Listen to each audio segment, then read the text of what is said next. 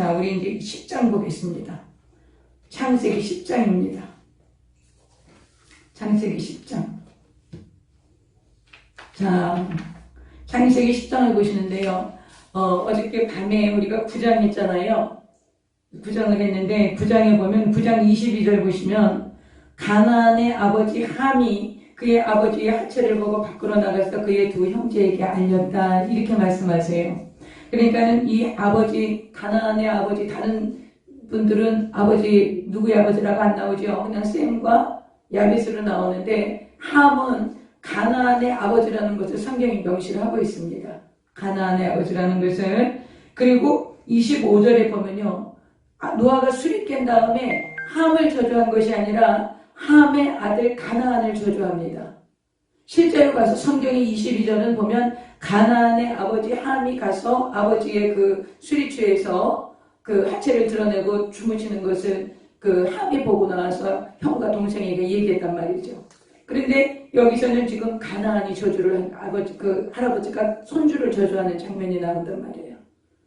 그래서 이거는 어떻게 된 거냐? 왜 그 본 사람은 함인데 왜 노아가 깨서 일어나서 그 함의 아들인 가나안을 저주하냐? 우리가 그런 생각을 할 수가 있지요. 그래서 이것은 여러 가지로 해석을 합니다. 정말 훌륭하신 구약학자 또 이런 그 구약학자분들이 여러 가지 해석을 해요.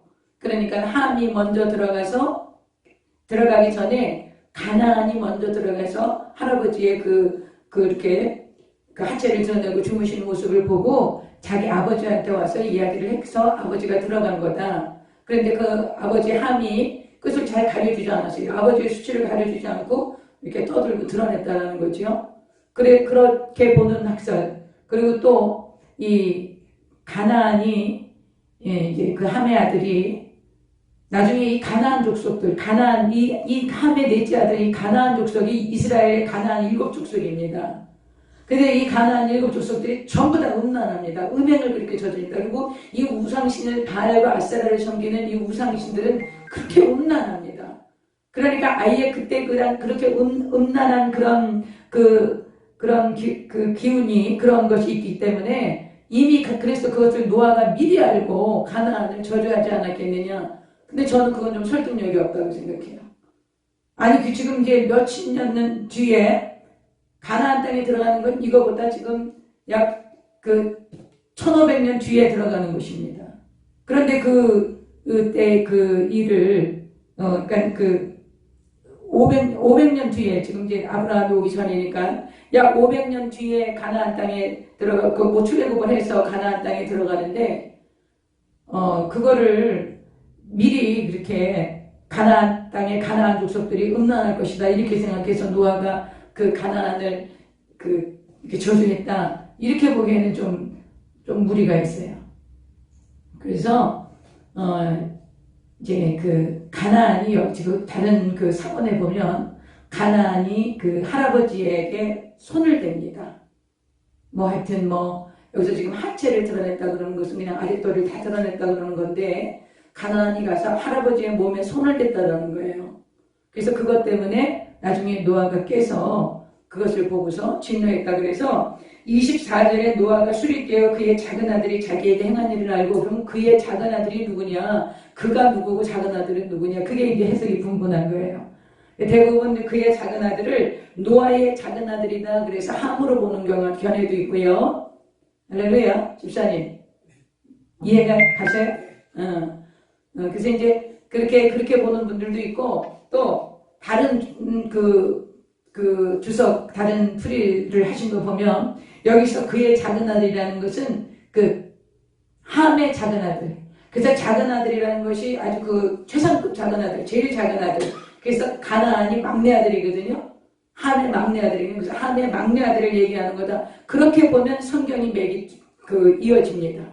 함의 작은 아들로 보면 함의 막내 아들로 보게 되면 그러면 이 가나안은 저주를 받아 자기 형제의 종들의 종이 되기 원하노라 그렇게 맥이 풀리죠. 근데 이것을 이제 그를 노아로 보고 작은 아들을 함으로 보면 뜬금없이 가나안이 나오게 되는 거죠. 그래서 저는 이것이 그의 작은 아들이라는 것을 저는 이제 함의 막내 아들로 보는 거예요. 그래서 가나안이 하나님께 노아에게 저주를 받는 그래서 우리가 부모의 수치를 드러내서 부모를 비난하고 원망하고 불평하는 나중에 이게 율법이 생기면 부모님을 저주하는 자는 돌로 쳐서 죽이라고 그럽니다. 그리고 그럴 정도로 하나님이 부모님을 향한 그 공경과 사랑과 존경을 표시하는 것에 대해서 굉장히 하나님이 기뻐하시는 것이죠. 왜 그럴까요? 보이는 부모님이 보이지 않는 하나님이신 거예요. 그래서 여러분 우리가 다시 한번 말씀드리지만 하나님이 우리에게 처음으로 가정을 만들어 주시죠. 가정을 창조하셨어요. 남자와 여자를 창조하시고 생육하고 번성하고 충만하라 그래서 가정을 창조하셨다고. 제일 먼저 하나님이 이 땅에 세우신 것은 가정이에요. 왜 그러셨을까요? 하나님은 우리 아버지시기 때문인 것입니다. 우리가 그분의 자녀이신 것 때문이에요. 그래서 구약 성경은 하나님께서 남편 되고 이스라엘이 아내 되는 얘기를 나는 그렇게 비교를 하세요. 그러나 신약에 오면 예수님께서 하나님이 아버지 되시고 우리는 하나님의 자녀가 되는 것으로 얘기를 하시죠. 그래서 가정이 천국의 모형이라는 거예요. 가정이. 그래서 나중에 이제 계속 그 가정에 대한 이야기를 하면 남편을 죽게 하듯 하라. 아내를 내 몸같이 사랑하라. 그렇게 해서 온전한 가정을 이루는 것은 온전한 천국의 모형이 되는 것입니다. 그래서 부모님께 공경하라는 거. 인간에게 주신 제일 첫 번째 계명이 부모 공경인데 부모 공경을 안 하니까 하나님 공경을 안 하니까 상급을 달아놓으신 거예요. 조건을 달아놓으신 거죠. 그래서 이제 오늘 이 부분에 대해서 이야기하면서 우리가 하나 깨달을 게 있어요. 혹여라도 성경이 미신 쫓고 그러면 이 부분이 잘 이해가 안 가고 그러면 억지로 풀지 말라는 거야. 억지로 풀으시면 안 돼요. 억지로 풀면 이것에 이제 이단이 나오고 이상해지는 거야. 억지로 풀지 말고 이거는 나중에 우리가 하나님이 깨닫게 해주시는 경우도 있어요. 누군가를 통해서 나중에 깨닫게 해주시든가 아니면 아주 속시간에 풀어주시는 그런 기간이 반드시 옵니다. 그리고 또 안 풀어주시면 우리가 천국감 다 알게 돼. 그리고 오늘 성경이 말씀하시고자 하시는 것이 뭐냐. 오늘 이 함의 아들 가나안을 저주하시면서 말씀하시고자 하시는 것이 뭐냐. 부모의 수치를 가려주라는 걸 얘기하는 거예요. 부모의 수치를 가려주고 부모를 공경하면 하나님께서 그 자녀들을 축복하시고 그 부모의 수치를 드러내서 조롱하고 비웃고 하는 그 자녀들을 이제 어려움을 겪는. 그래서 또 부모에게 특히 아버지에게 축복권이 있어요. 그래서 구약 성경의 이 족장 시대에는 굉장히 아버지의 권위가 대단합니다. 그래서 아버지의 권위로 이삭이 야곱을 축복하자 에서인 줄 알고. 근데 저는 이것도 제 생각이에요. 에서인 줄 알았을까요? 야곱을 알았을 거예요. 저는 그렇게 나이를 먹고 늙어도 자기 아들의 그런 냄새나 이런 걸 모르겠습니까? 그러나 하여튼 성경은 야곱이 자기 형의 옷을 입고 형이 그래서 냄새도 에서의 냄새를 내고 그 양 털을 이렇게 뒤집어 써서 자기 털을 형님의 그 부실부실한 그런 그 털을 입은 그런 이제 모습으로 갔을 때 야곱에게 모든 축복을 했다는 말씀을 하시죠. 그래서 여러분 오늘 이 노아의 아들들에 대한 축복과 저주는 첫째 아버지께 축복권이 있다는 거예요. 부모를 공경하라는 거예요. 부모의 수치를 가려주라는 거예요. 여러분 우리 부모님들이 우리한테 다 만족하게 해주시지 않죠. 우리 부모님들도 상처가 많고 고통이 많은 분들이었고 너무나 어려운 시대를 살아왔던 분들이었죠. 그러니 그분들이 무슨 그렇게 우리 자녀들을 향해서 애틋하고 그런 게 없었어도 부모님을 공경하는 것, 부모님의 수치를 가려주는 것, 이것을 하나님께서 기뻐하시고 또 아버지께서 축복을 받아들일 수 있다는 것, 그것을 얘기하고 싶어 하셨던 거예요. 그러니까 성경이 말씀하시고자 하시는 바를 깨닫는 것이 중요합니다. 막 이렇게 왜 이러냐 이렇게 해서 어떤 지식을 위한 그런 것이 아니라 성경을 통해서 하나님이 말씀하시고자 하시는 것을 우리가 깨닫는 것이 성경 읽기 가장 기본입니다. 할렐루야. 좀 도움이 되셨으면 좋겠습니다. 그래서 이제 오늘 10장을 보겠습니다. 10장. 노아의 아들 셈과 함과 야벳의 족보는 이러하니라. 홍수 후에 그들의 아들을 낳았겠죠. 이제 홍수 다 마치고 배에서 나온 다음에 이제 이 장가를 가서 결혼을 해서 이제 자녀를 아내들이 있었죠. 방주에 탈 때부터 이제 자녀를 낳았는데 야벳의 아들은 고멜과 마곡과 마대와 야완과 두발과 메섹과 드라시고 있어 7형제를 낳은 거예요. 여러분 여기 지금 기록된 계보에 기록된 사람들은 꼭 이 사람들만 낳았다는 게 아니에요. 지금 이 계보를 왜 적어놨느냐? 앞으로 히브리 민족, 아브라함의 자손들, 이 자손들의 주변 국가가 되어져서 이 이스라엘과 아브라함의 자손들과 연결되어져서 알아야만 하는 계보들을 적어놓은 거예요. 모든 세상의 족속들의 계보를 다 적어놓은 게 아니라고. 그래서 성경에 나타난 계보는 아브라함의 자손 히브리 민족의 그 세계관, 그들의 주변에 있는 나라들의 계보를 적어놓음으로 인해서 이들이 나중에 이 히브리 민족, 이 이스라엘에게 어떠한 힘을 행사하고 어떠한 공격을 행사하고 이들을 어떻게 괴롭히고 이들을 괴롭히는 이스라엘 괴롭히는 이 이방 족속들, 이 다른 그 셈의 족속이 아닌 이 야벳과 이 하멜 족속들이 나중에 굉장히 이스라엘을 괴롭히게 되는데 그들을 향해서 하나님께서 어떻게 이끌어 가시는가, 어떻게 그들을 다루어 가시고 역사를 이끌어 오시는가, 그거를 보여주려고 지금 계보를 적은 거예요. 여기 들어오시는 분들은 다 훌륭하신 우리 지도자, 평신도 지도자이기 때문에 제가 다 이 말씀 다 아실 거라고 제가 믿습니다. 여러분, 계보를 왜 기록했느냐? 첫째는 뿌리를 알아야 돼. 여러분, 우리가 굉장히 뿌리를 알고 싶죠? 집안이 뭐 본데가 없다 그러고 뿌리가 없다 그러고 이러잖아요. 근데 이 계보를 왜 적었냐? 뿌리를 확인하는 거예요. 자기 정체성이 확립되는 거야. 내가 어디서부터 왔는 줄 알면 자기 정체성이 확립이 되죠. 그래서 내가 정말 아무 가치도 없는 뭐 그런 데서 왔다 그렇게 태어났다고 하더라도 나중에 내가 알고 보니까 아이고 막 어느 집안에 아주 정말 훌륭한 집안의 그런 자손이었다 그러면 그 사람의 정체성이 순식간에 달라집니다. 여러분, 우리가 뿌리를 왜 알고 싶어 합니까? 우리 정체성을 확립하기 원하는 거예요. 그래서요, 마태복음에는 아브라함과 예수 그리스도의 아브라함과 다윗의 자손 예수 그리스도의 세계가 이렇게 나옵니다. 근데 누가복음에는요, 마리아 예수님부터 쭉 올라가요. 요셉부터 해서 쭉 올라가서 어디까지 올라가요? 아담에서 하나님까지 올라가요. 그럼 우리의 뿌리가 어디라는 거예요? 하나님이시라는 거죠. 할렐루야. 우리의 뿌리가 누구예요? 하나님이시라는 것입니다. 그래서 여러분, 우리가 누구인가? 그래서 내가 누구인가? 그 뿌리를 알려고 위해서 계보를 지금 계속 아까 그 창세기 5장에도 계보를 적어놓은 것처럼 이 10장에도 지금 계보를 적어놓은 것입니다. 여러분, 과거에 대해서 우리가 올바르게 이해를 하면, 우리가 성경을 통해서 과거를 올바르게 이해하면 현재뿐만 아니라 미래도 알 수가 있게 돼요. 그리고 그 미래, 현재와 미래에 우리의 역할이 어떤 영향력을 미치고 우리가 어떤 역할을 해나갈 수 있을 것인가, 그것을 알게 되는 것입니다. 그래서 이런 계보나 역사가 중요한 것이지요. 그 다음에 이 역사를, 이 계보를 기록한 두 번째 이유는 인류의 조상인 아담이 이스라엘의 국부가 아브라함이죠. 이 아브라함에게 어떻게 연결이 되었는가를 보여주기 위한 거예요.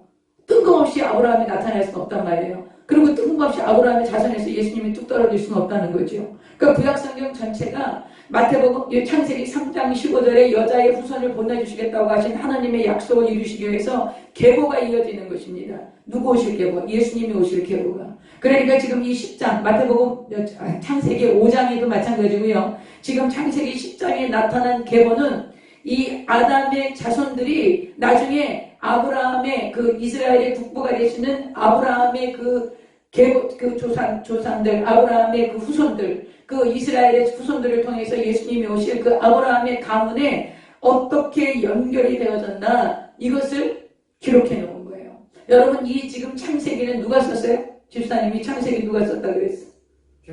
모세가. 모세오경이니까, 그렇죠? 그럼 모세가 출애굽하고 나서 이거 쓴 거란 말이에요.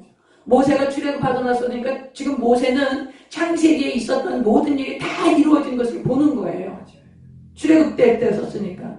그러니까 지금 여기서 이런 계보를 쭉 적어놓은 것은 무엇이냐? 지금 애굽을 탈출했어요. 출애굽했어요. 애굽에서 이제 가나안 땅에 들어가야 돼. 그러면 가나안 땅에 들어가게 됐을 때 이 애굽에서 탈출한 이 백성들, 이스라엘 백성들, 이 사람들은 노예 생활했기 때문에 노예 근성에 사로잡혀서 자기의 뿌리가 누구인지를 알아야 되는 거예요. 자기의 출처가 누구인지를 알아야 되는 거예요. 자기 조상이 어떤 분이신지를 알아야 되는 거예요. 그래서 이 계보가 굉장히 중요한 겁니다. 이해가시죠? 우리 집사님 아주 최고입니다. 그 다음에 세 번째는요, 이제 이 계보를 보면 하나님이 사람을 어떻게 선택하는 걸 볼 수 있어요. 하나님이 사람을 선택하는데 공부 많이 하는 사람? 똑똑한 사람? 잘생긴 사람? 돈 많은 사람? 그렇죠. 하나님이 그런 사람 택하지 않았다는 거예요. 왜냐하면요, 아브라함도 실수를 굉장히 많이 해요. 이삭도 마찬가지죠. 또 야곱은 이름이 야곱이 뭡니까? 속이는 자 아닙니까?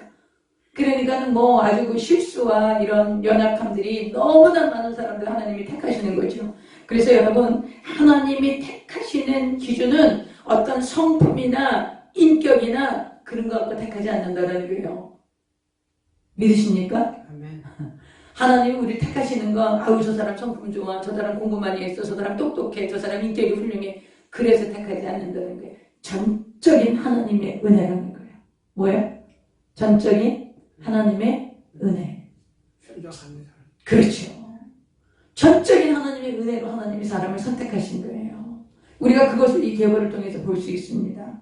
그래서 이제 오늘 이 계보를 이제 우리가 보는데 지금 현재 이 지금 야벳함 이 셈의 족속들이 지금은 어느 나라냐, 어느 족속의 조상이 되었냐? 그렇죠. 그것을 알아가야 되겠죠. 이제 셈과 함과 야벳이 지금 전 모든 족속이 된 거예요. 조상이 누구 하나요? 노아 할아버지 한 분이 우리의 조상인 거잖아요. 그렇죠? 우리 다 한 형제의 몸에서 태어난 거예요. 인류가. 그러니까 이제 한 형제의 몸에서 태어났으니까 이게 어떻게 된 건가, 누구의 조상이 되셨나 이런 걸 우리가 좀 알아보려고 그러는데 이거 굉장히 중요한 거죠. 그동안에는 아마 10장이라는 건 여러분 그냥 막 읽어나갔을지도 몰라. 아 이건 뭐 이런 게 있냐 이렇게 하고 우리가 무슨 말인지도 모르겠네 이러면서 오늘 너무나 중요한 거기 때문에 여러분 우리 한번 보겠습니다. 노아의 아들 2절 보세요. 야벳의 아들은 고멜과 이렇게 나와요. 고멜이라는 것은 누구냐 하면 게르만족을 얘기하는 거야. 그래서 게르만족이 지금의 어느 나라죠?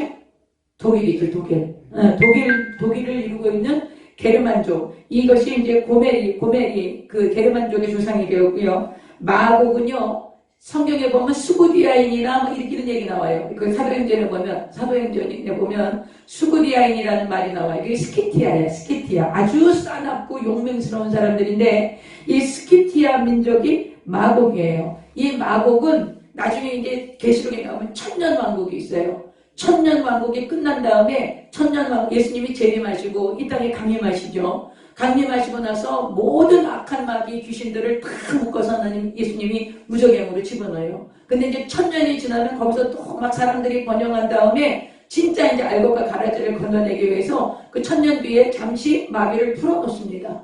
그때 이 마귀, 이 악한 영들, 이 사탄과 결합을 해서 전쟁을 일으켜요. 그게 이제 마지막 세계 전쟁이 되겠죠. 그 전쟁이 무슨 전쟁이냐?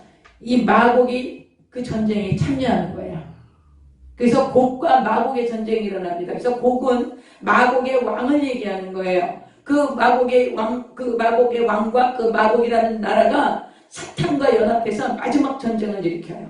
그래서 이 마곡은 나중에 인류 역사의 마지막에 하나님께 대적해서 사탄과 함께 그 거짓 선지자, 거짓 그리스도의 역할을 하게 되는 그런 나라가 바로 마곡입니다. 그래서 이제 마곡이 그 스키티아, 지금의 성경에는 수구디아인이라는 그런 나라의 조상이고요. 마대는 누구냐?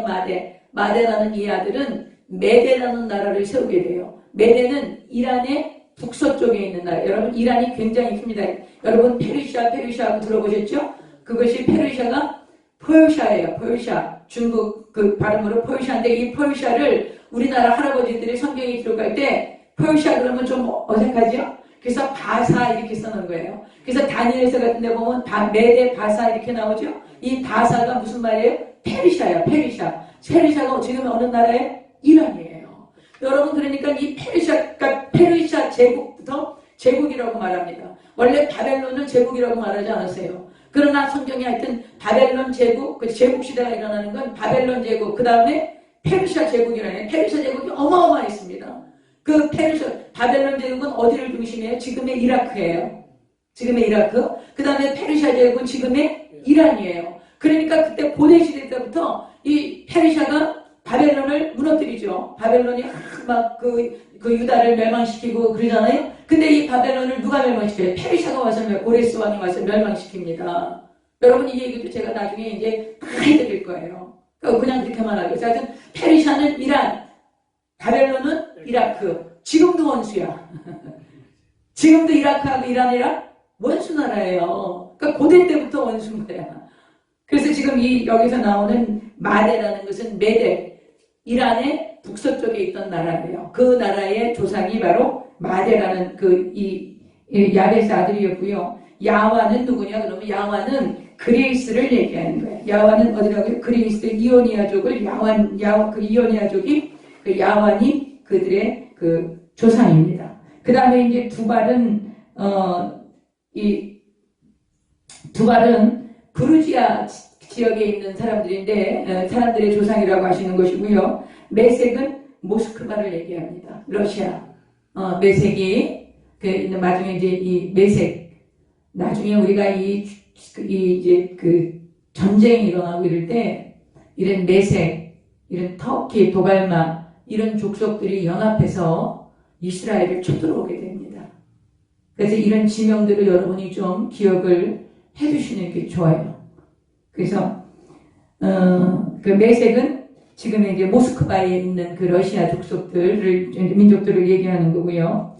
그 다음에 이제 디라스는 그 루마니아이죠. 루마니아 동유럽 쪽에 있는 그 동유럽의 족속들을 이제 그 조상이 되는 분이 바로 이 디라스였습니다. 그런데 이제 고멜 그 게르만 족속의 조상이 되었던 고멜의 아들이 아스그나스, 리밧, 도갈마 이렇게 나옵니다. 여기서 아스그나스는 아시케나지의 그 조상들이 된 거예요. 아시케나지라도 그냥 듣기만 하셔도 돼요. 나중에 이것도 다 또 나옵니다. 그냥 듣기만 하세요. 그리고 도갈마족은 여러분 터키의 투르크족이라고 있어요. 지금 그 시리아하고 전쟁할 때 투르크 민병대를 사용해서 미국이 전쟁을 했습니다. 그래서 그 투르크족이 많이 죽고 전쟁에 제일 앞에 나갔기 때문에 아주 그냥 그 어려움을 많이 겪는 민족입니다. 그런데 지금 이 투르크 민족들이 자기네 독립하려고 그러는데 이걸 독립을 지금 안 도와주고 있어서 아주 그 갈등이 많은 그 투르크족이 바로 이 도갈마 족속입니다. 그러니까 터키 지역에 있는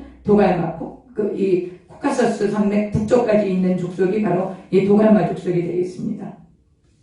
그리고요, 그러니까 지금 이 아라랏산에 배가 정착했잖아요. 배가 정착해서 아라랏산에서 이 사람들이 지금 유럽 쪽으로 흘러 올라간 거예요. 그러니까 그 적도에서 북서쪽으로 올라간 거야. 유럽 땅이 그렇죠. 적도에서 북서쪽 아라랏산을 중심으로. 여러분 지도를 보시면 이게 훨씬 더 이해가 잘 될 텐데 제가 이걸 좀 이 라이브 방송을 좀 더 잘할 줄 알면 제가 지도도 좀 띄우고 그러면 좋겠는데 제가 좀 그게 좀 서투릅니다. 나중에 기회가 있으면 제가 지도를 보시면 여러분 훨씬 이해가 빨라요. 여러분 성경을 알고 보셔야 돼. 알고 보셔야 돼. 이 성경이 진짜예요. 이게 실제예요. 이게 그냥 뭐 소설 같은 얘기가 아니야. 이게 진짜 역사라니까. 그러니까 이걸 제대로 알고 보셔야 되는 거예요. 그래서 이제 이 사람들이 이제 그 아라랏산 중동 지역 그 아라랏산에서 이제 이 사람들이 자꾸만 북쪽으로 올라가서 서쪽으로 옮겨가서 지금의 유럽 땅으로 정착을 하게 되는 거예요. 근데 그 유럽 땅이 어떤 곳이냐? 대서양이죠. 대서양. 그럼 북대서양에서 차가운 물이 내려와요. 대서양의 차가운 물. 그리고 이제 남쪽의 아프리카에서 따뜻한 물이 올라가요. 그러면 그게 따뜻한 물과 찬 대서양의, 북대서양의 그 찬물이 만나는 지점이 있어.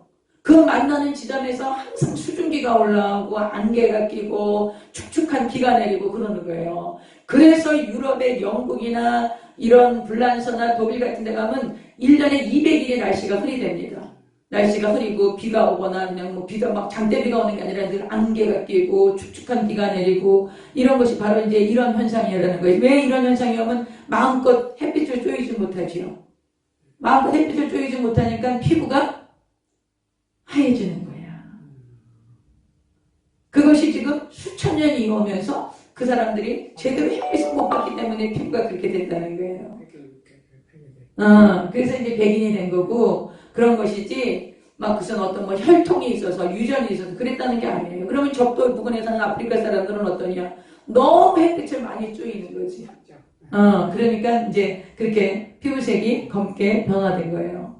그러면 이제 우리 황인종은 어때요? 우리는 알맞은 거지. 하여튼 여러분 이건 성경에는 없지만 학자분들이 그렇게 말씀하십니다.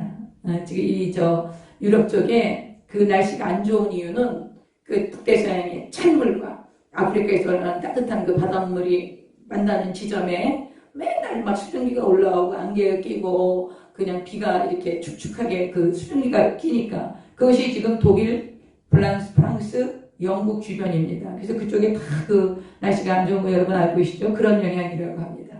그래서 이제 함에 이 야벳의 이 족속들이 흩어진 얘기를 우리가 드렸습니다. 그러면 이제 6절부터는 함의 자손이 나오죠. 자, 함의 아들, 함의 자손.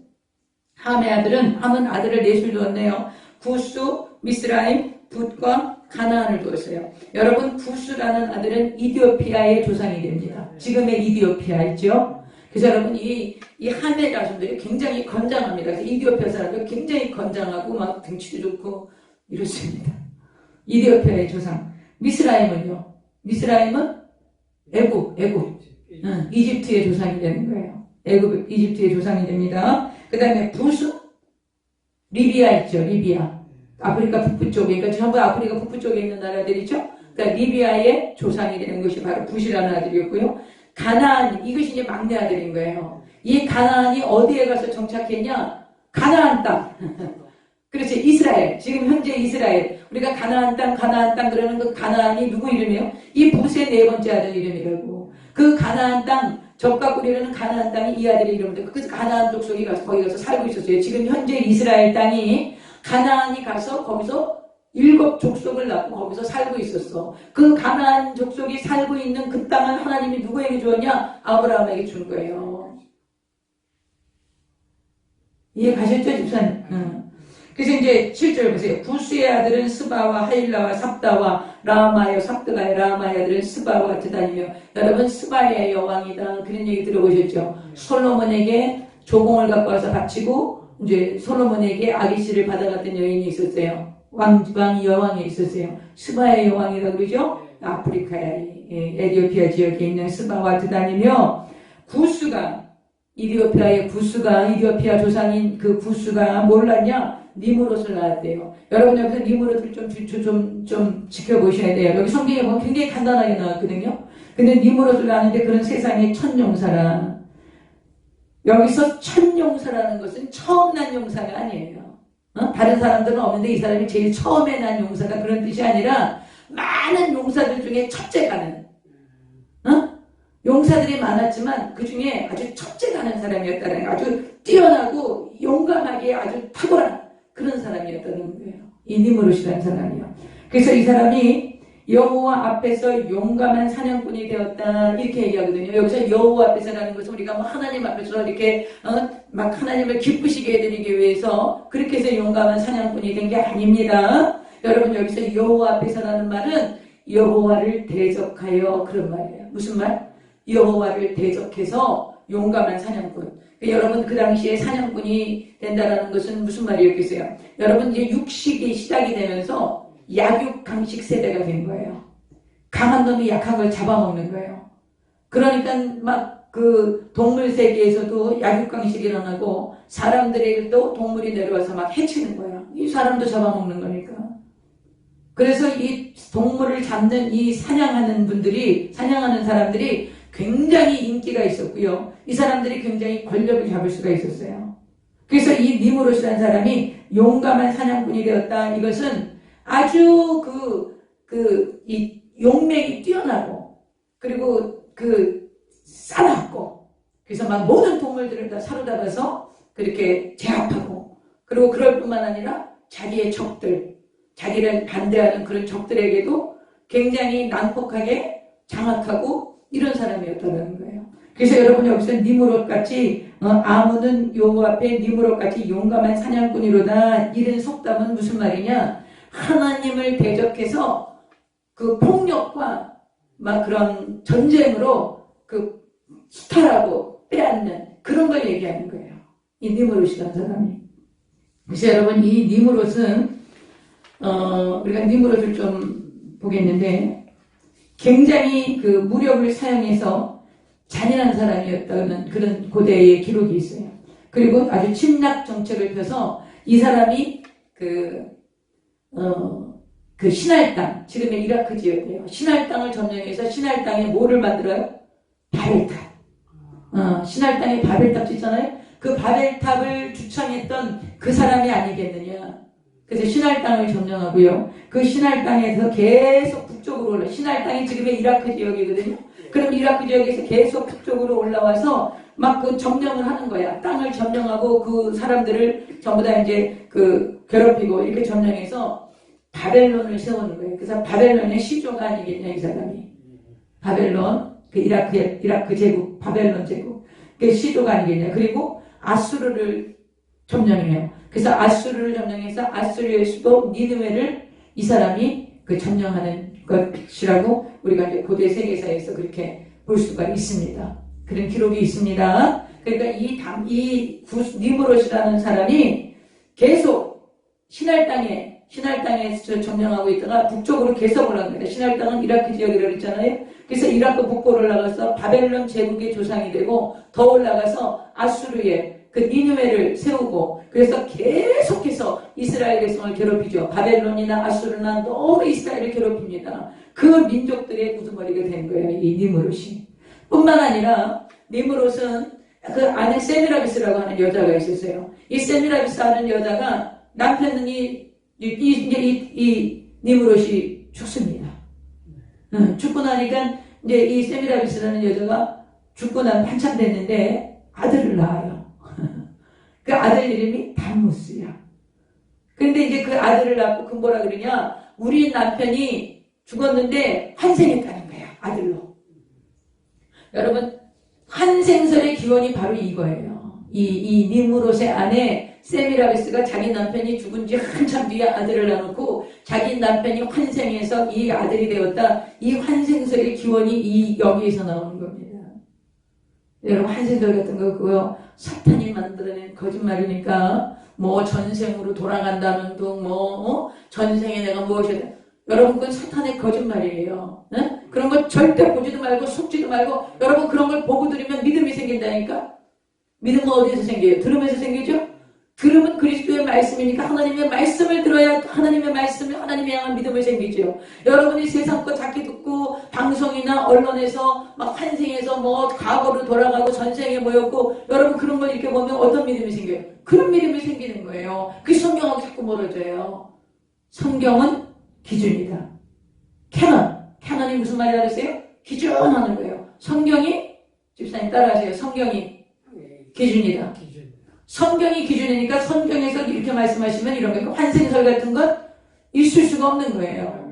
사람이 죽으면 그것도 그냥 그 영이 다 끝난 거야. 뭐 구원받았으면 낙원으로 가고 구원받지 못했으면 영원한 흥부로 가고 나중에 백보자 심판이 있을 때까지 그렇게 거기에 이제 대기소에 있는 거예요. 여러분이 이런 것들을 나중에 이 여자가 그 환생설을 가지고 종교를 만들죠. 자기 남편을 그 태양신을 만들고 자기 아들을 달신을 만들어가지고요. 그 아들을 이렇게 안고 있는 거예요. 그 아들이 자기 남편이야. 그래서 이 아들이랑 결혼합니다. 자기 남편이라고. 근데 그 아들을 이렇게 품에 안고 있는 이 고대 바벨론 종교. 고대 바벨론 종교의 여신 종교. 그래서 모자상. 이것이 벌써 예수님 오시기 이게 지금 2500년 전 얘기예요. 그래서 2500년 전에 이미 이 이야기가 전 세계에 다 흩어져 있어. 그래서 여러분 이런 것을 연구하신 분들이 인터넷 유튜브에 많이 이런 것을 올려놨습니다. 어떻게 해서 이 모자상 고대 바벨론 종교의 세미라비스가 자기 아들이 보고 자기 남편이 환생했다고 그러면서 그 아들을 안고 있는 이 모자상이 지금 로마 카톨릭에만 있는 게 아니에요. 온 천지에 다 있어요. 온 천지에 그 세미라비스 모자상이 이게 어디서부터 나온 거예요? 고대 바벨론 종교부터 나온 거예요. 근데 이제 이 기독교가 이제 예수님을 믿는 우리 기독교가 핍박을 받다가 그 로마의 황제로부터 인정을 받죠. 313년에 이제 콘스탄틴 대제가 국교를 공인하죠. 이러면서 이제 그것이 되는데 이렇게 보니까 예수님이 재림한다 그러는데요. 예수님이 왕이라 그러고 왕이 다시 오신다 그러고 막 이러는 거예요. 그러니까 콘스탄틴 대제가 기분이 나쁜 거야. 그래가지고 이제 그때 가장 유명했던 어거스틴 이제 이분을 이제 불러들인 거예요. 이분이 이제 천년왕국은 없습니다. 천년왕국은 없고 이미 천년왕국은 이제 언제 올지 모릅니다. 왕이 이미 오셨기 때문에 이렇게 해서 이제 여러 가지 학설을 만들어내고 그 마리아를 그 이제 신으로 만들어 놓은 것이 마리아를 우상화한 게 누구냐? 우리가 잘 아는 어거스틴이라는 분이에요. 여러분 이런 교회사도 알고 계셔서 그래서 지금 이런 고대 바벨론 종, 그 당시에는 로마는 이런 고대 바벨론 종교를 섬기고 있었던 거지요. 그러니까 이제 기독교를 국교를 받아들이면서 야 이거 예수님이 왕이라고 그러시니까 이제 황제가 그게 싫은 거지. 그러니까는 예수님을 아기로 만들어 놓고 어머니 마리아를 중보자를 해서 항상 아기 예수로 힘없고 가난하고 어머니가를 의지하지 않으면 안 되는 그런 아기 예수를 만들어 놓은 거예요. 이 세미라비스와 담무스의 형상을 가지고. 그러시면 안 되죠. 마리아는 그냥 한 여인에 불과해요. 예수님을 이 땅에 보내실 때 성령으로 잉태하게 하신 하나님이 택하신 한 여인에 불과하지 마리아한테 기도하면 예수님이 들어주고 그런 건 없습니다. 그런 건 없어요. 이거는 고대 바벨론 종교에서부터 비롯된 거예요. 그래서 여러분 우리가 저는 다른 종교를 폄하하거나 그러고 싶지는 않습니다. 또 제가 잘 모르니까 그러고 싶지는 않아요. 그러나 분명한 것은 마리아는 중보자가 아니고 마리아는 그냥 우리와 같은 평범한 한 여인이라는 거예요. 중보자는 오직 누구뿐이십니까? 하나님과 땅 우리 사이에 하늘과 땅 사이 중보자는 오직 예수님 한 분뿐이시라는 거예요. 그러므로 우리가 마리아에게 기도하면 하나님이 예수님이 들어준다. 그런 말도 안 되는 것은 이런 고대 바벨론 종교부터 시작된 그건 완전히 우상 숭배가 되는 것입니다. 이해가 가셨을 줄로 믿고 이런 얘기는 또 나중에 우리 특집으로 해서 이렇게 PPT도 다 보시면서 그러면서 한번 하시는 게 좋을 것 같습니다. 자, 그래서 그 함의 아들, 그 구스의 아들 니므롯에 대한 이야기를 이제 드렸고요. 그 다음에 이제 13절 보세요. 13절 미스라임이 어디라고 그랬어요?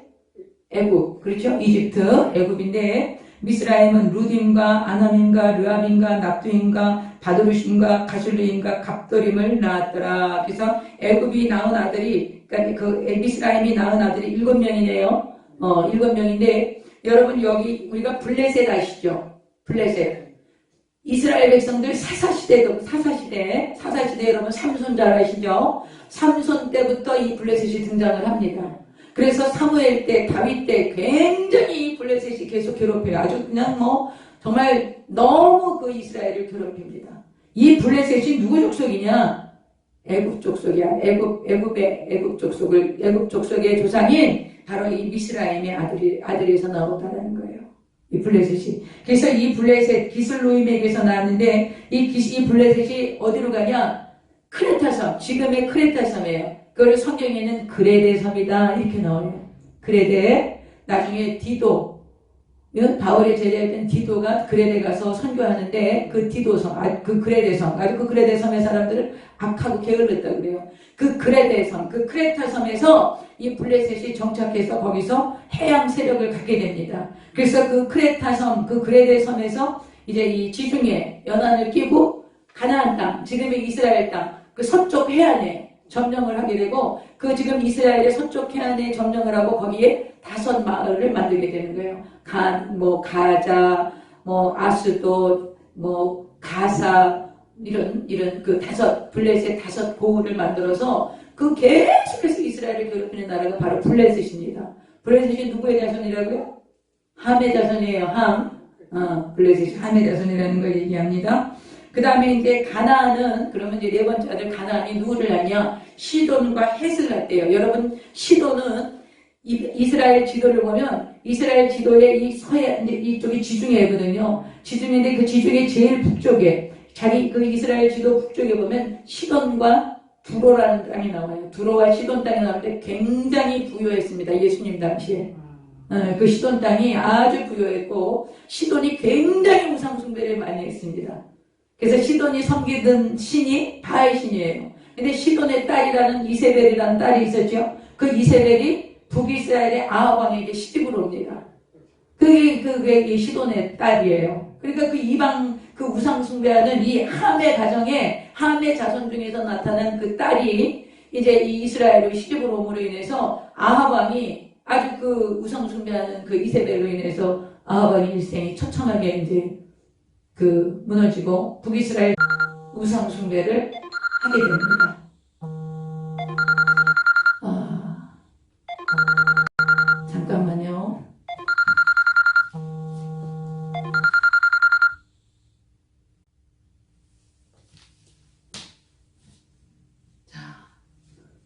이제 나중에 제가 이렇게 말씀을 드리지만 이제 우리가 공부하면서 이 얘기들이 다 자세하게 나옵니다.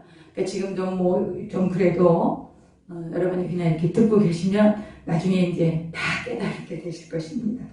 그래서 이제 헷을 낳았다. 그래서 헷은 우리가 옛날에 세계사 배울 때 히타이트라고 배웠을 거예요. 히타이트족. 그래서 이 히타이트, 이 헷 족속에서 누가 나오지? 헷 족속, 헷 사람 누가 생각나세요? 그 바세바의 남편이었던 우리야. 우리야가 헷 사람이었어요. 근데 이 우리야가 굉장히 의리가 있고 아주 강직한 사람이었죠. 그 전쟁 중에 그 다윗이 자기가 그렇게 그 바세바에게 임신시켜 놓은 거 모르게 하려고 불러들여갖고 아내와 함께 잠을 자라고 그렇게 하는데 아이고 우리 병사들 우리 다 밖에 있는데 제가 집에 들어가서 편안하게 잘 수 없습니다. 그리고 끝까지 안 들어가요. 그러니까 다윗이 편지를 써서 보내죠. 그 요압 장군에게 뭐라고 써서 보내죠? 전쟁터에 나가게 해라. 최전방에 내보내면 이제 이 사람이 가서 전사할 거 아니에요. 죽이라는 거지 한마디로. 여러분 다윗이 그런 죄를 저질렀어요. 그래서 이제 그 헷사람이에요. 이 사람이 그 헷 족속. 그래서 이제 가나안은 그 시돈 아주 우상 숭배했던 그 시돈의 그 조상이었고 헷 족속의 조상이었고 또 여부스, 아모리, 기르가스 족속, 히위 족속 이 사람들이 다 어디 살았어요? 가나안 땅, 지금의 이스라엘 땅을 미리 점령하고 살고 있었어요. 그 땅을 하나님이 아브라함에게 주고 가서 그 땅 점령해서 그 가나안 족속들 다 몰아내고 그리고 그 땅에 하나님의 나라 이스라엘을 세워라. 그렇게 해서 애국을 출발시키신 거죠. 근데 그때 가나안 족속을 다 죽이라고 했잖아요. 응, 다 죽이라고 그랬죠. 하나님께서 여호수아 보고 다 죽이라 했는데 죽였어요, 안 죽였어요? 못 죽였는 안 죽였잖아요. 왜 안 죽였어요? 아이고 뭐 그렇게 끝까지 죽일 필요가 있나? 저 사람들도 좋은 게 많은데 그리고 저 사람들의 문화는 굉장히 발달된 문화인데 뭐 우리가 좀 그것 좀 본받으면 어때? 이렇게 그렇죠. 그래서 하나님의 명령은 절대로 이 가나안 족속하고 타협하거나 이 가나안 문화가 들어오면 안 된다 그러신 거예요. 그것이 너희에게 올무가 될 거다. 근데 이스라엘 백성들이 안 죽였어요. 올무가 됐어요. 그래서 사사시대가 오는 거예요. 사사시대가 와서 아주 암흑시대에 영적인 암흑시대가 오게 되는 거예요. 왜 그래요? 이방 문화가 들어오고 이방이 그것을 따랐기 때문에 이제 영적인 암흑시대가 오는 게 바로 사사이에요. 그래서 이거 알아두셔야 돼요. 일곱 가나안의 족속들, 여부수족, 그 헷 족속, 여부수 족속, 아모리 족속, 기르가스 족속, 히위 족속 이 사람들은 지금 이제 나중에 그 가나안 땅에 들어가서 살고 있었어요. 이런 족속들이 있었고요. 19절 보시겠습니다. 가나안의 경계는 시돈에서부터 그라를 지나 가사까지와 소돔과 고모라와 아드마와 수부함을 지나 라사까지였다. 여기서 지금 시돈이라는 것은 아까 제가 말씀한 것처럼 시돈, 그 지중해 제일 북쪽에 있는 도시, 그 족속들이에요. 그 민족의 그 시돈에서부터 그랄을 지나서, 그랄도 블레셋 땅이, 그때 나중에 이제 블레셋이 차지하게 되는 땅들이에요. 이 그랄 땅, 또 뭐 가사, 아스돗, 이런 땅들은 나중에 이제 블레셋이 점령을 하게 되는 땅이 됩니다. 그 이제 소돔과 고모라는 이제 나중에 그 멸망받는 땅이 되지요. 그 다음에 이것이 이제 함의 자손이고, 그리고 이제 각기 족속과 언어와 지방과 나라대로였더라. 그러니까 모든 족속, 모든 지방을 다 얘기하신 게 아니라 누구를 중심으로? 나중에 하나님이 택하신 이스라엘 백성을 중심으로 해서 그 주변 국가들로 말미암아 이 이스라엘에 영향을 주고 이스라엘과 연결되어서 국제관계를 이루는 그런 족속들만 여기에 성경에 기록한 거예요. 자, 그 다음에 이제 드디어 셈의 후손들이 나옵니다. 셈은 에벨 온 자손의 조상이요 야벳의 형이라. 그에게도 자녀가 출생했으니, 여러분 이 셈의 아들 중에서 그 에벨이 있는데 이 에벨 때 그 강을 건너오게 됩니다. 셈의 후손들이. 이 에벨 때 유브라데 강이잖아요. 지금 유브라데 강을 이 에벨 때 건너오게 돼요. 그래서 여러분 히브리인이다, 히브리인이, 그런 히브리 말이, 히브리인이라는 말이 뭐냐, 이 에벨이라는 뜻이 건너편, 건너온 사람 이 뜻이에요. 에벨이라는 이 말, 그 셈의 아들 이 에벨이 무슨 뜻이요? 건너편에서 건너온 자예요. 근데 이 에벨이라는 어원, 그 말의 어원이 이브리예요. 이브리. 이 이브리가 변해서 히브리가 된 거야. 그래서 히브리 민족 하는 것은 무슨 말이에요? 강을 건너온 사람들이라는 거예요. 근데 유브라데 강을 근데 그 이름이 그때 언제 건너왔어요? 이 에벨 때 건너온 거예요. 에벨 때 유브라데 강을 건너와서 가나안 땅, 지금의 이스라엘 땅으로 들어온 거예요. 이 셈의 그 에벨의 자손들이. 그래서 이제 그렇게 하고, 그래서 셈의 아들은 누구냐? 셈의 아들은 누구냐? 엘람, 아수르, 그 다음에 아르박삿, 룻, 아람이래요. 여러분, 이 셈의 아들들이 아주 대단합니다. 대단합니다. 어떻게 대단하냐? 엘람도 나라를 세워요. 엘람이라는 나라가 어디에 있었냐? 그 이란의 그 중서부, 이란의 한 중서부 쪽에 엘람이라는 나라를 세워요. 대단한 거죠. 네, 부족국가지만 국가를 세웁니다. 아수르라는 아들도 가서 아수르를 세우는 거예요. 이 아들의 이름대로 아수르라는 그 지방의 나라를 아수르가 세우게 되는 것입니다. 그 다음에 이제 이 아르박삿은 어디로 가냐? 바벨론, 지금 바벨론에 그 우리가 갈대아우르라고 그러잖아요. 갈대아라는 맛이 그 바벨론 지역을 얘기하는 겁니다. 갈대아 그러죠?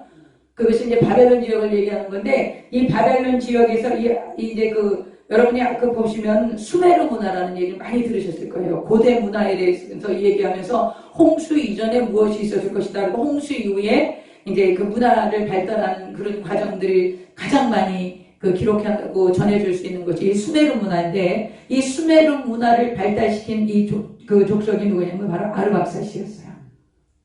이 아르박삿의 자손 중에서 누가 나와요? 아브라함이 나오는 거죠.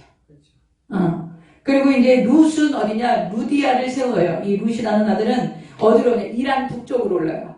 이란 북쪽으로 올라가서 루디아라는 나라인데, 이 나라가 굉장히 나중에 강해집니다. 페르시아하고 맞짱 뜨는 거예요. 그래서 아주 그리고 금이 나는 강이 있었어요. 그 페톨로스라는 강이 있었는데, 그 강이 모래반 금반이야. 그래서 금이 많았기 때문에 굉장히 이 루디아라는 나라가 강해집니다. 여러분 그 신약에 보면 바울이 빌립보에 가잖아요.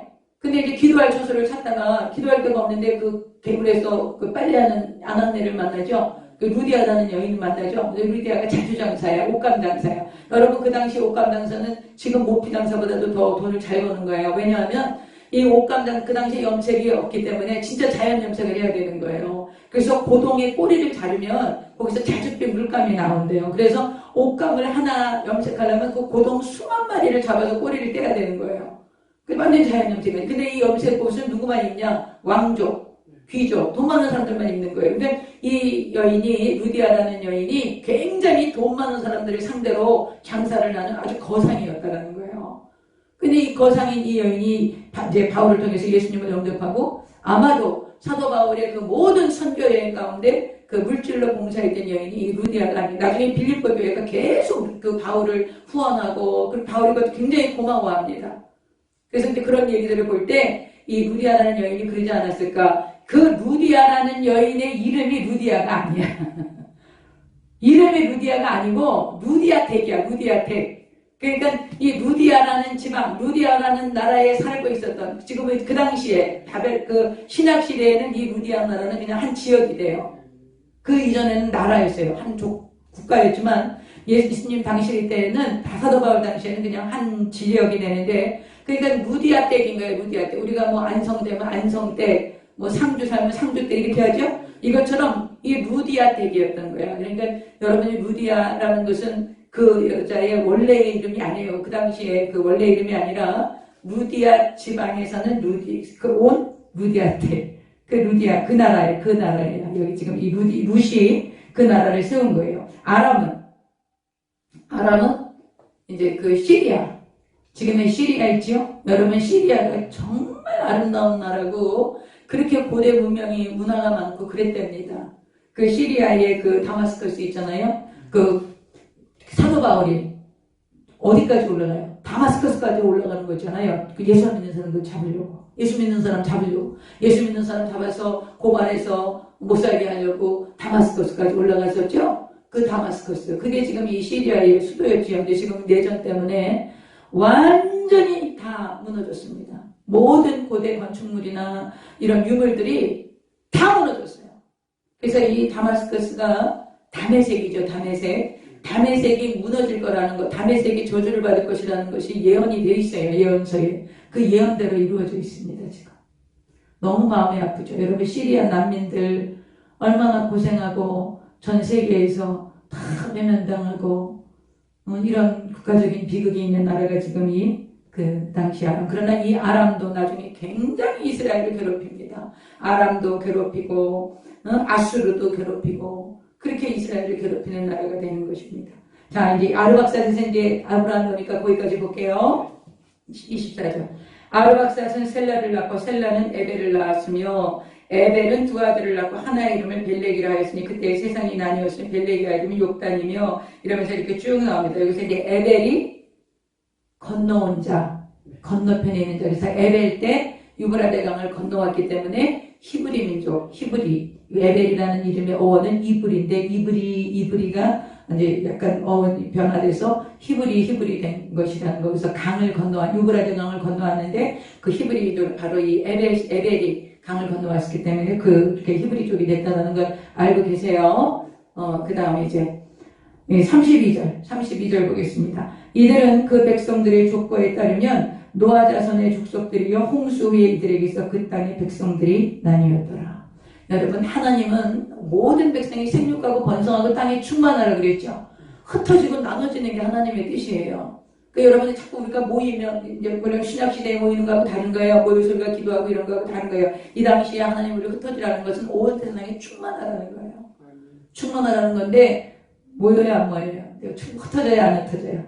안 흩어져요. 여러분, 홍수의 심판을 겪고 그 홍수의 심판에 대한 트라우마가 있어. 그래서 이제 우리가 홍수를 안 당하려면, 홍수를 심판을 안 당하려면 막 성을 쌓아야 돼. 대를 높이 쌓아야 돼. 그 대를 높이 쌓아서 높이 쌓아가지고 우리 흩어짐을 면하자. 흩어지지 말자. 여러분, 인간이 이렇게 악하다는 거 아셔야 돼요.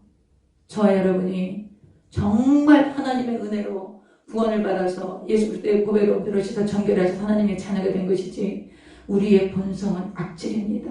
아멘. 선한 것이 하나도 없습니다. 정말. 그래서 날마다 주님 앞에 엎드려야 하고 제가 오늘도 정말 새벽에 앉아 기도하면서 얼마나 이 하나님의 은혜 아니면 우리가 살아갈 수 없다는 거 이제 이런 거 고백하게 됩니다. 조금 더 하겠습니다. 11절 보겠습니다. 온 땅의 언어가 하나의 말이 하나였더라. 하나였죠. 왜냐하면 노아의 다 자손이었는데 언어가 틀릴 일이 없지 않겠어요. 하나님 주신 언어 그냥 노아의 자손들이가 다 똑겠죠. 이에 그들이 동방으로 옮기다가 시나이 평지가 어디라고 그랬어요? 이라크지요. 이라크지요. 그랬죠. 시나이 평지를 만나 거기 거류하며 서로 말하되 자 벽돌을 만들어 견고히 굽자. 벽돌을 만들 만큼 이제 문명이 발달한 거야. 이제 벽돌 흙으로 하지 않아. 흙을 이겨서 벽돌을 만드는 기술을 깨달은 거예요. 또 돌을 대신해서 역청으로 진흙을 대신하자. 진흙은 붙이면 마르면 떨어질 수 있어. 그렇죠? 그러나 역청을 만들면 안 떨어져. 그래서 여러분 이 벽돌과 역청으로 지은 이 건물들이 이 유적들이 지금 몇천 년이 지나도 그대로 있답니다. 대단하죠? 근데 이제 이 사람들이 어떻게 했냐. 자, 말하되, 자, 성읍과 탑을 건설해서 그 탑 꼭대기를 하늘에 닿게 하고 우리 이름을 내고 지면에 흩어짐을 면하자. 정면으로 하나님께 도전하는 거예요. 하나님이 옛날에 우리를 홍수를 멸했어. 그러니까 우리가 이제 탑을 쌓고 저 하늘 꼭대기에 닿으면 어떻게 우리를 홍수를 멸해도 우리는 끄떡 없어. 우리는 망하지 않을 거야. 그리고 우리 이름을 내자. 여러분, 우리 이름을 내자. 이것을 직역하면 무슨 말이냐? 우리 스스로 우리의 이름을 짓자. 이 말이에요. 여러분, 지금 이 구약 성경에 나오는 이름들은 하나님의 이름을 지어줘요. 그리고 그 이름은 하나님의 영광을 위해 쓰임받게 하죠. 근데 여기서 이 말은 우리 이름을 내자. 이거는 뭐냐? 우리 스스로 우리의 이름을 짓자. 이거 무슨 뜻이야? 내 인생 내 마음대로 살자. 내 인생은 내 거야. 그러니까 내 뜻대로 살자. 하나님이 무슨 소용이 있어? 하나님 우리를 심판이 나려고 그러는데 하나님 소용없어. 우리가 힘을 모아서 문화를 발달시키고 문명을 발달시켜서 지금 이제 4차 산업 AI 문명을 발달시켜서 막 모든 것이 첨단으로 달려가고 그리고 막 인간이 복제돼서 나오고 이런 모든 것들이 발달돼서 우리 인간이 이 지구상에서 잘 살아보자. 지금 그 얘기를 하는 거예요. 이때도 그랬다는 거예요. 홍수가 끝난 이후에 아직 홍수의 그런 그 트라우마가 남아있는 이 시대에 그리고서 정말 하나님이 심판하신다라는 것을 경험하고 그 조상들에게부터 들었던 이 시대에 이렇게 하나님을 대적하는 거예요. 안 흩어지겠다는 거예요. 아담 이후로 지금까지 앞으로도 주님이 다시 오셔서 모든 악을 멸하실 때까지 이 악은 끊임없이 우리를 공격하고 또 우리 안에 내재하고 있어서 언제 나올지 모릅니다. 그러므로 여러분과 제가 깨어있어서 늘 기도하고 영으로서 몸의 행실을 죽여야지 우리가 삽니다. 성령으로 충만한 게 왜 그렇습니까? 성령이 충만해서 내가 영이 강해야 이 감정, 이 혼을 다스립니다. 혼이 뭐예요? 지정의잖아요. 지성과 감정과 의지를 뭐가 다스려야 돼요? 영이 다스려야 되는 거예요. 육이 다스리면 엉망진창이 되는 거예요. 우리의 육이 내 지정의를 다스려. 육이 다스리면 지정이라는 것은 뭐래요? 지성은 막 욕심과 탐욕과 막 이렇게 하고 의지는 어떻게든지 나만 위해서 하려고 그러고 감상이라는 것은 막 비난하고 불평하고 막 이렇게 되는 거예요. 육이 강하면. 그런데 우리가 영이 강해서 성령으로 충만해서 영이 혼을 다스리면 성령의 9가지 열매가 맺어지고요. 내 의지는 하나님의 뜻을 선택하고요. 내 감성은 성령의 9가지 열매로 그리고 내 지성은 주를 알아가는 그런 기쁨과 감격으로 충만한 것이죠. 그래서 여러분요. 이렇게 인간이 악질인 거예요. 그래서 저와 여러분이 교만할 게 하나도 없는 거예요. 날마다 나를 쳐서 복종하고 날마다 주님 말씀에 비추어서 내가 어떻게 잘못 가고 있는가, 내가 어떻게 마음이 교만한가, 이건 날마다 살피셔야 돼요. 날마다 그걸 하셔야 돼요. 우리가 이것을 뭐라 그래요? 성화라 그러죠. 성화가 되기 위해서는 반드시 거듭나야 된다는 말씀 제가 드렸어요.